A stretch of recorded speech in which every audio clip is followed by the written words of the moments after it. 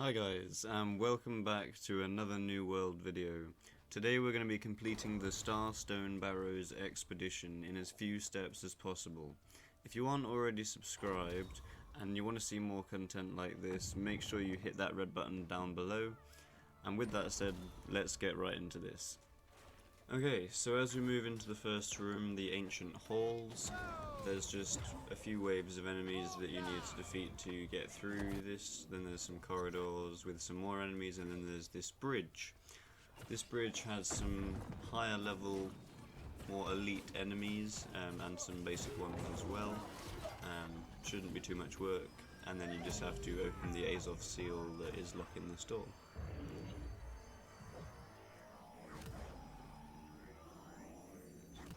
And then we move into the sealed chamber. Again, just some more enemies to defeat, maybe 5-10 enemies, shouldn't be too much work for your group. You then need to go underneath these lasers. I found the best way to do it is just to crawl under it so you can guarantee that you're not going to get hit by it. Other people tend to do other things, maybe just crouch walk under it, but I think it's still a bit risky.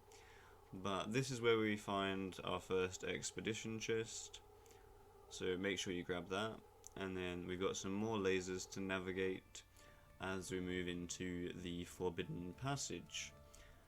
Now this can get a bit confusing, but only one person actually has to make it, so then everyone can make it, because you can just get a shortcut as soon as someone has gained protection from the orb thing that you have to gain the protection from at the end to pass through into the next room.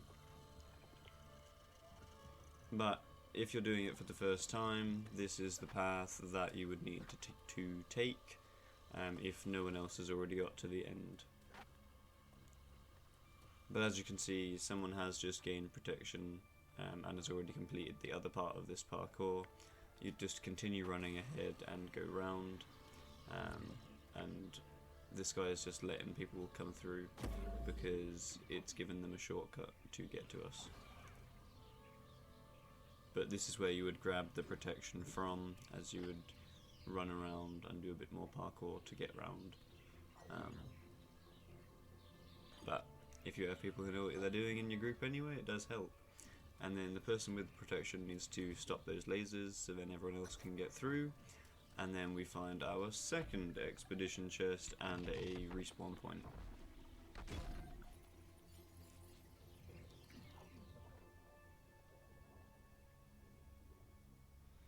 So then moving upwards, there's some more lasers to navigate through. I definitely died a few times and I didn't do that the first time I went through it.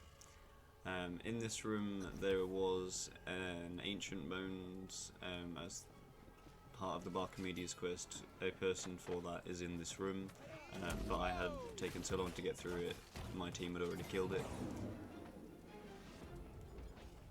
As I said, I died a few times, a few being like 2 or 3, but then you move it through, kill a few more enemies and open the ancient Azov seal, and then we find the 3rd or 4th expedition chest as we move into the Shattered Obelisk. There's also some soul motes and a soul lodestone over there as well. You then run up and around the Shattered Obelisk to the left and find some more enemies to defeat.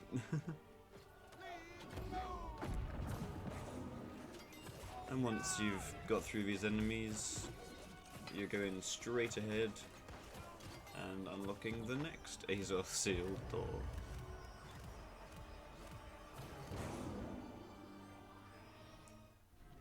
And then we move into the antechamber. We've gone past another respawn point as well. We defeat some more enemies in here, and we open another ancient Azov seal. Round to the right as you go into the antechamber. And then as we move through the halls of the crypt, there's 3 or 4 waves of enemies that are waiting at the side. As soon as you go past, we'll run in and obviously want to try and kill you. But they're not too much work. There's only one elite near the end, which is this guy that we're kind of facing now, this javeliner. But it's not too bad. As long as you're at least the recommended level, you'll be fine. Even if you were 1 or 2 levels under, you'll still be fine. Moving into this room, there are 2 people in here for the Bones of Archimedes, for the Shattered Obelisk. So make sure that you pick up the drops from this room, as they will be ancient bones that you need for your Archimedes quest. On the right, you would gain protection again as well in this, and that will then allow you to move through to the next room, as the lasers will not work. Then get past another laser and to the respawn point, and we move up the stairs into the Shattered Obelisk once again, but now we're on the right hand side of the Shattered Obelisk. There is a relentless boss in here, more of an elite. I died while fighting him, so I just came and picked up the bag that my teammates got from killing him, and then we find our 4th or 5th expedition chest, and we gain protection at this temple, totem, I don't know what to call them, and then we can move through back into the center where we were before, and then move across into the other side,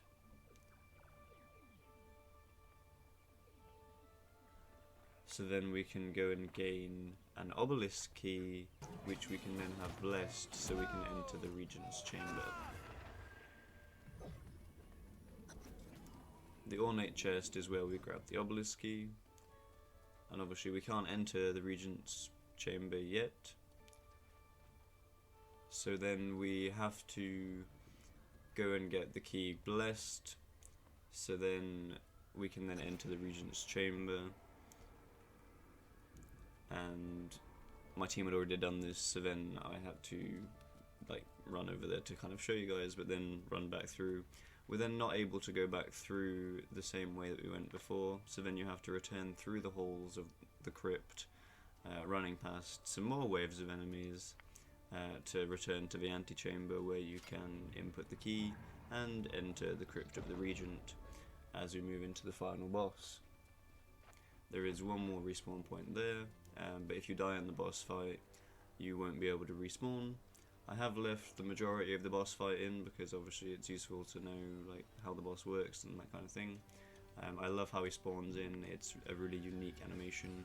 I'm still disappointed that it's a reskin and just a slightly larger enemy of ones we've seen before. It does have a few unique skills and attacks, which you'll see as we go through. I've not left the entire boss fight in because it would just be a bit long, so I've cut out this little next segment as we got close to killing him, because he does have this unique skill that once you've killed him, he'll come back to life and then become enraged per se, and do jump attacks and massive swinging, sweeping attacks as well, and usually targets people that haven't done a lot of damage to him, but it is completely random. So this is where the healers really got to step up. I was dying quite a lot, but my team did quite well. I didn't really have a chance to heal myself, but they were obliterating it, so it didn't actually matter too much that I wasn't too much healed, or didn't have a lot of health. That was a really weird way of saying it, but yeah. Thankfully they didn't take too long to kill it. I'd recommend 1 tank, 3 DPS. We had 2 DPS and 1 tank and a healer, but we got through it fairly easily as we were higher level anyway. I believe our tank was level 60 and our DPSs were like 45 and 50. And then we get the final expedition chest, which is here, just up the stairs towards the exit to the raid, expedition, whatever you want to call it. Anyway, I'd like to say thank you for watching, guys. If you've learned something and have enjoyed the video, make sure you subscribe and like the video, and I will see you in the next one.